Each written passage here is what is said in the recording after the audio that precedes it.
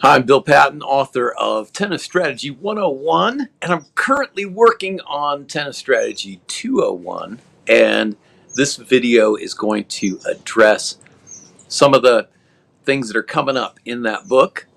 And one topic, the topic for today is how to just be a little bit more thoughtful in terms of strategy and tactics so that you can hold serve more easily.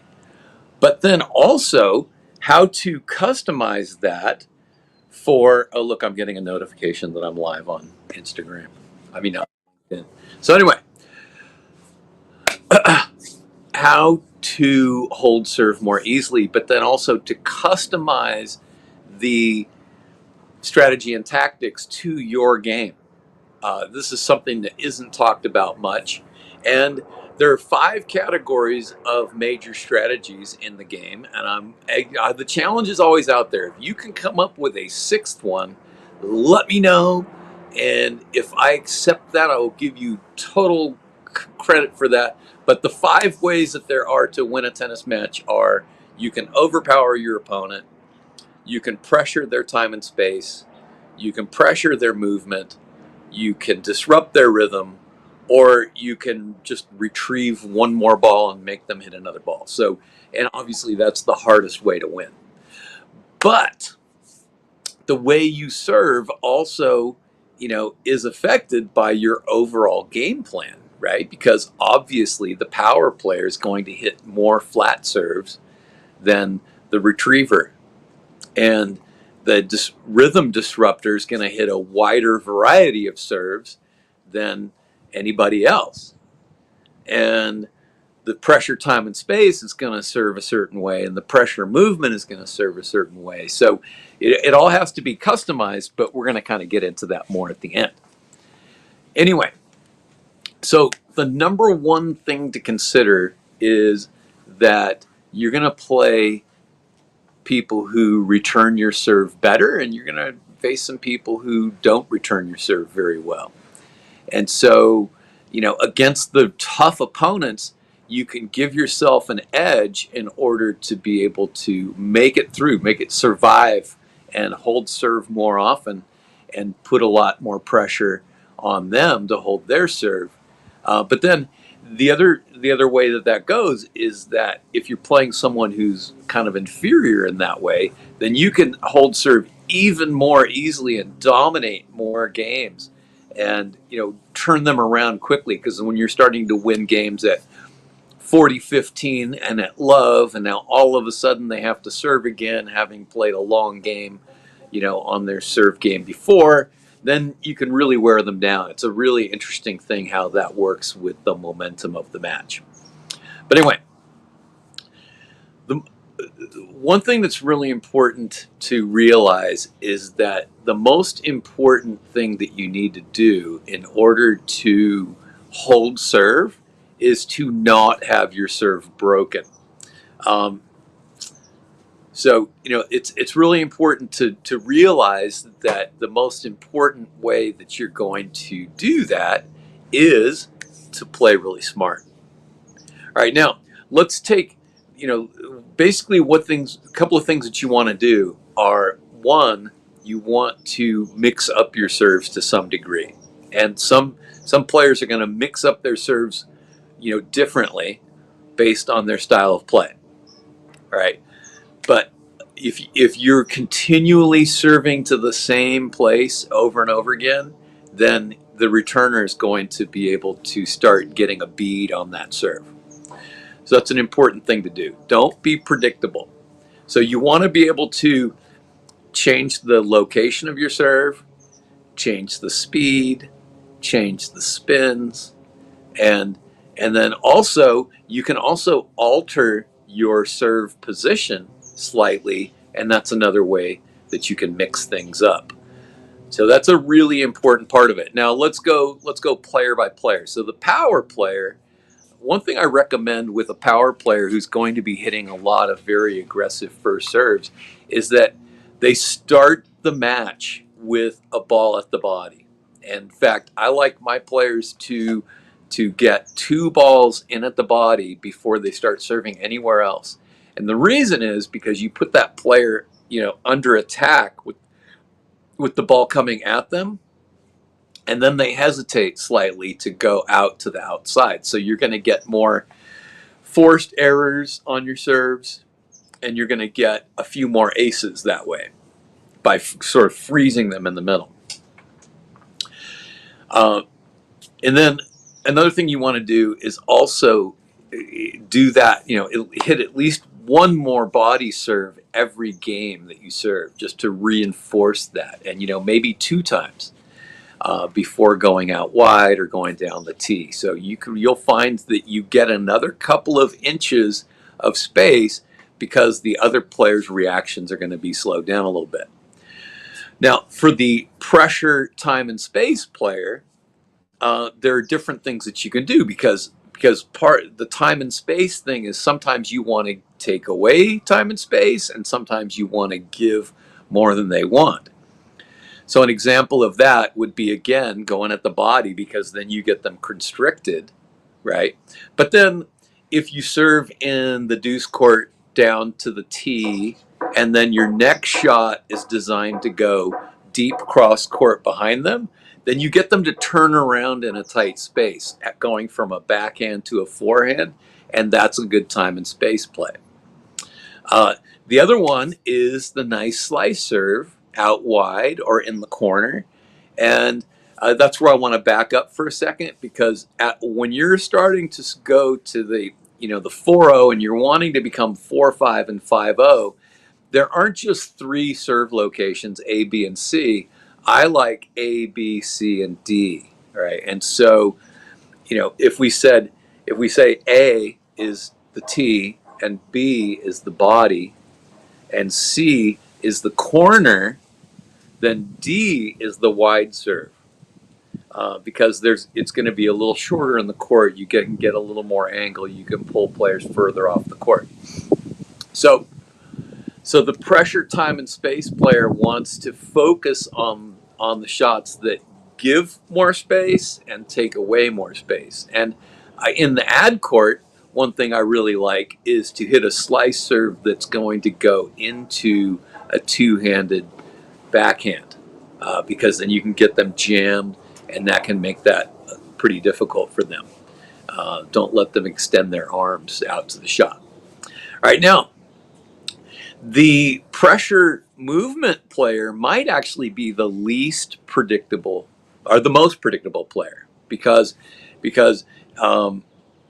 what they're going to want to do is hit a lot of balls that are wide or to the corner, because you want to initiate starting that player off the court, and then you're going to go deep cross court to the other side, and you want to be able to execute that so well that even though they know it's coming, they can't stop it. So you might do that, 70 to 80% of the time.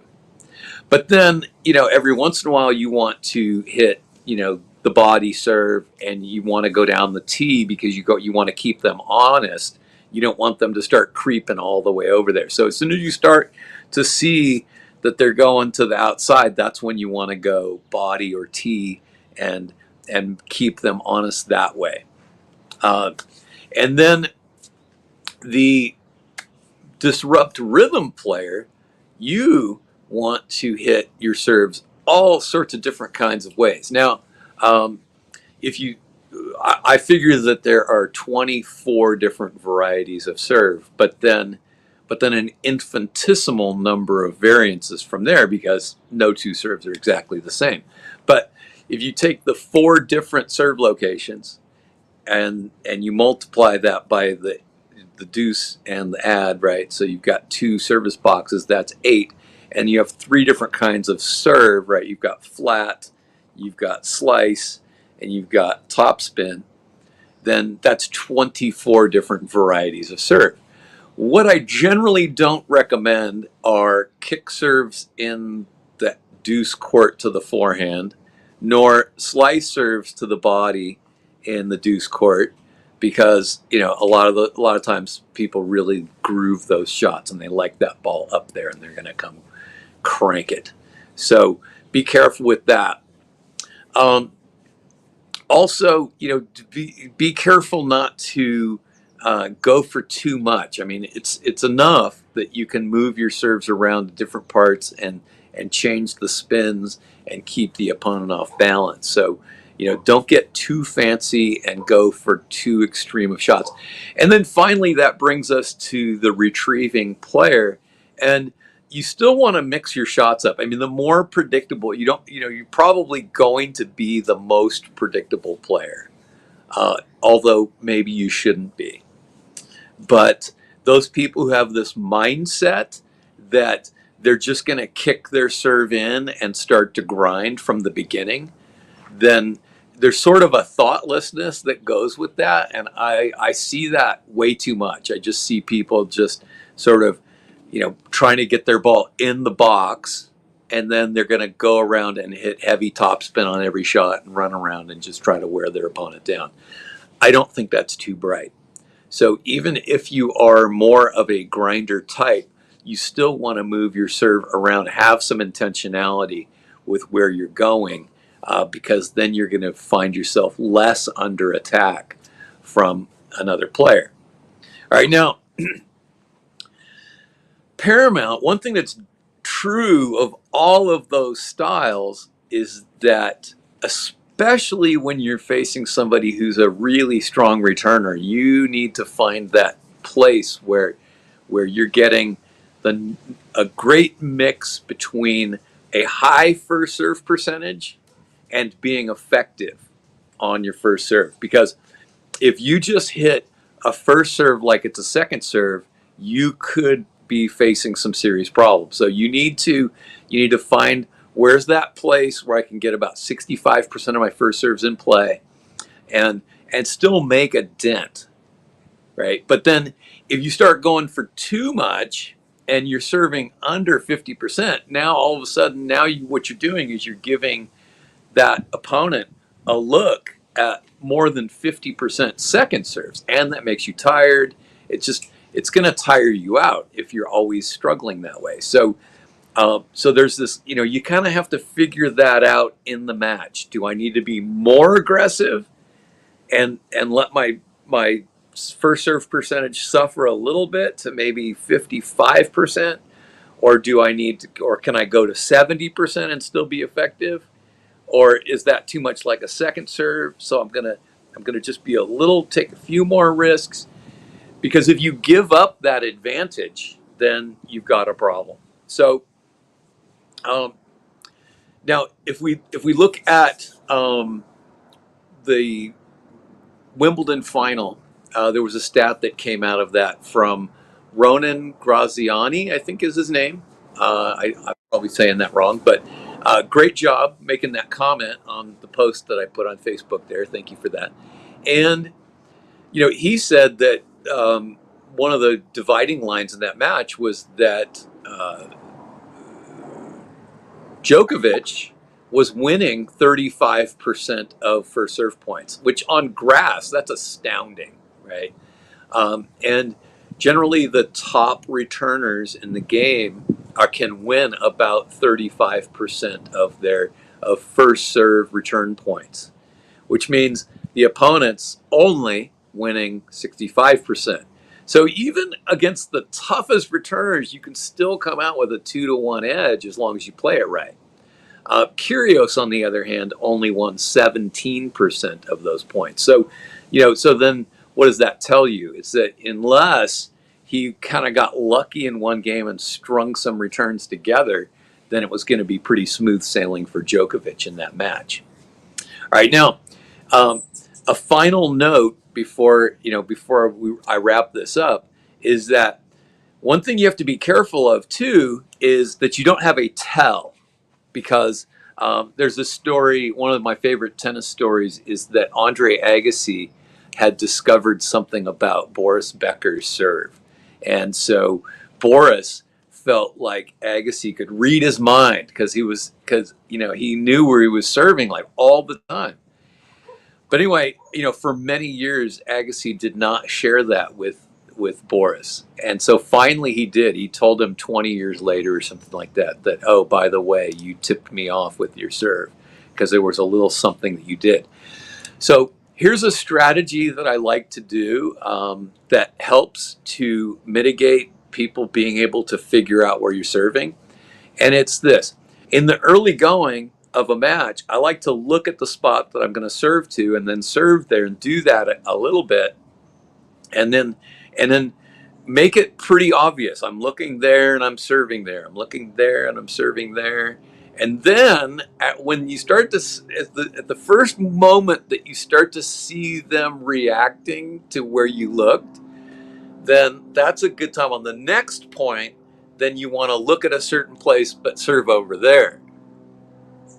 And then just that is such an obvious thing. It also will distract them away from finding other tells in your game. So your eyes, you can use your eyes to trick your opponent.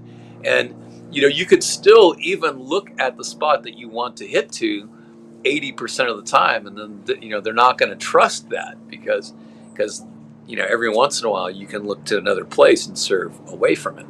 So that's a one trick. Otherwise, in general, it's important to make sure that for all of your serves, you're having a very similar stance. That for all of your serves, that your toss is as much the same as possible, and that you have a ritual that is the same every time. You're not doing something different before you hit a kick serve as opposed to when you hit a slice serve, because you don't want to telegraph that to the other player. That can be a real problem. So anyway, that's it for this, but that's sort of the subtleties of some of the things that you can do to make sure that you're going to hold serve more easily, and broken down a little bit more for each specific playing style. So I hope you enjoyed this. Take a moment, spend some social digital currency with your finger, press like, subscribe, share it out, enjoy. And I'm trying to get back into the habit of being here, going live more regularly. I took a little bit of a break there, and so I'm working on my habits, trying to create more good, positive habits to help you. And you can find Tennis Strategy 101 on Amazon and Tennis Strategy 201. I do hope that will be ready by the end of the summer. So anyway, thanks for tuning in, and we'll see you in the next one.